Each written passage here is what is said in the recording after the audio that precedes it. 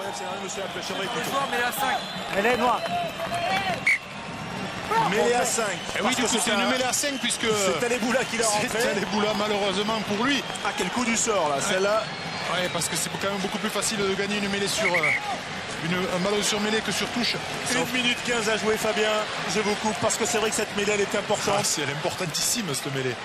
Voilà, le ballon n'était pas sorti. Effectivement, c'est Taleboula qui envoie le ballon en touche, mais derrière l'embut.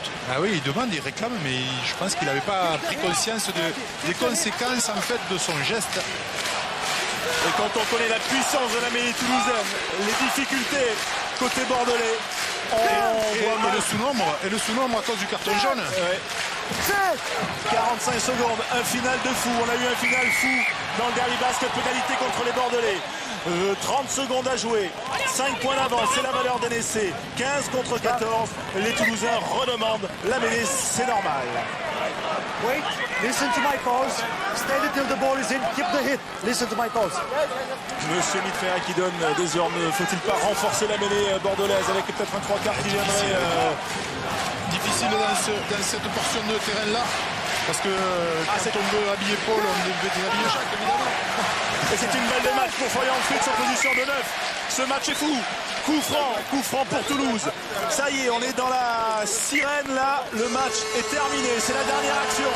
Les Bordelais vont-ils s'en sortir? Rafael Ibanez, il le sait que ses points sont importants et ses secondes aussi. Et ça pourrait être un essai de pénalité. 2 fois sanction dans les 5 mètres.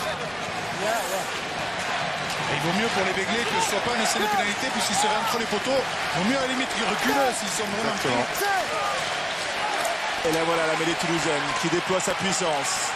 Avec Edwin Maca, monsieur Mitrea, nouvelle pénalité. Il n'y en aura pas une de plus à mon avis.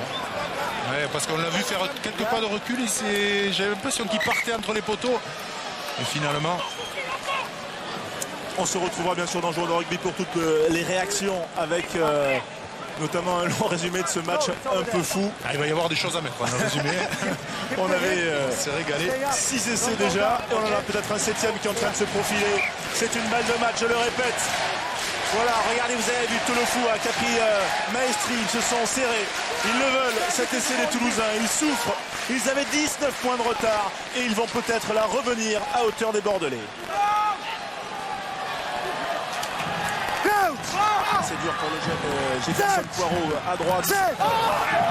Les voilà les Bordelais, la mêlée qui se relève. Monsieur Mitrea, nouvelle pénalité, il ne veut pas aller entre les poteaux. Et il le pourrait pourtant. Ah, il va mettre un carton jaune, non, monsieur Mitrea. Où vous le sanctionnez? Là, ça fait quoi alors? À Poirot. Ah ben là ça fait un joueur de moins déjà. Ouais, ça d'accord. Ça fait un joueur de moins, mais est-ce qu'il va y avoir le nombre pour jouer une mêlée pour jouer une mêlée poussée? Il faudrait faire regardez. Pas évident, mais ça Romain bien sûr enquête sur le bord de touche. Mais je suis là. Et je peux vous dire que c'est Toetou qui va faire sa rentrée. Ouais, qui va revenir sur le terrain. terrain. Il va revenir, bien sûr. Dans 3 minutes, jour de rugby. Mais il faut faire sortir un autre joueur, donc. Je vais vous dire. Ce sera Luc Chalmer qui va sortir. 7. Alors ça tergiverse un peu.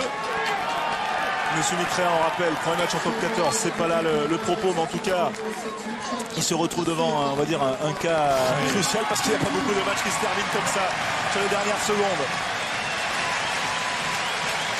Là, ça va être compliqué quand même pour les Béglés à 6 contre 8. Eh oui, on a l'impression que Maillet là se rapproche de la mêlée pour peut-être prêter moins main forte à ses avants. Oui, c'est ça. Il vient en 3e ligne, en numéro 8. Le 3 quarts centre.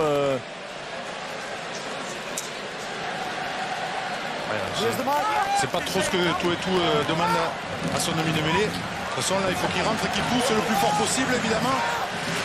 Ça sent le vécu, Fabien. En tout cas, un final comme ça, c'est assez rare. C'est une balle de match, nouvelle mêlée écoulée. Monsieur Mitrea ne veut pas donner de cette pénalisation. Camille Lopez qui tente le bluff. Le public. La bronca, bien sûr. Alors, c'est sûr, ça va faire parler ce final. Oui, parce que Ça fait c'est quoi la 5e ou 6e pénalité? Sarah là du côté de Guinoves.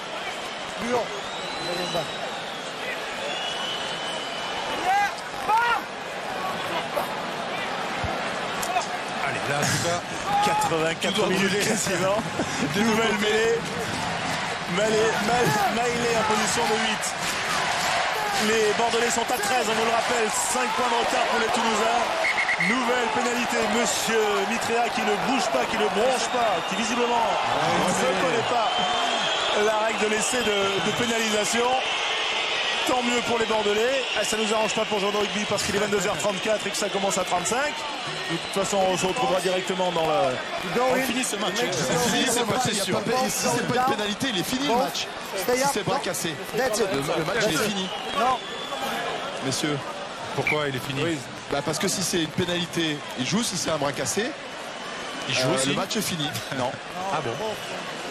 On verra le règlement éventuellement dans les spécialistes la semaine prochaine ou dans le jour de rugby tout à l'heure. En tout cas, là, on va se concentrer sur cette mêlée qui est ordonnée par M. Mitrea et nous, on respecte ses décisions. Voilà, les Toulousains qui poussent. Ce serait une victoire complètement folle. Il y a 25 minutes, ils avaient 19 points de retard. Ils sont revenus à 2 points. Maintenant, ils ont un essai au bout de cette mêlée. Les Bordelais qui poussent. Nouvelle pénalité. Là, il faut que... Oui, parce que ça peut durer jusqu'au bout de la nuit. Monsieur Mitrea, là, il faut y aller quand même entre les poteaux.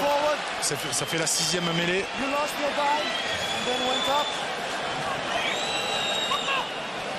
Allez, Florian Fritz qui invective ses avants, qui les remonte. Ils vont finir à 10. Il va peut-être remettre un carton. Oui, je crois qu'à 11, à moins de 11, on ne peut pas jouer. Donc, on Et là, est le pas là. chrono effectivement tourne.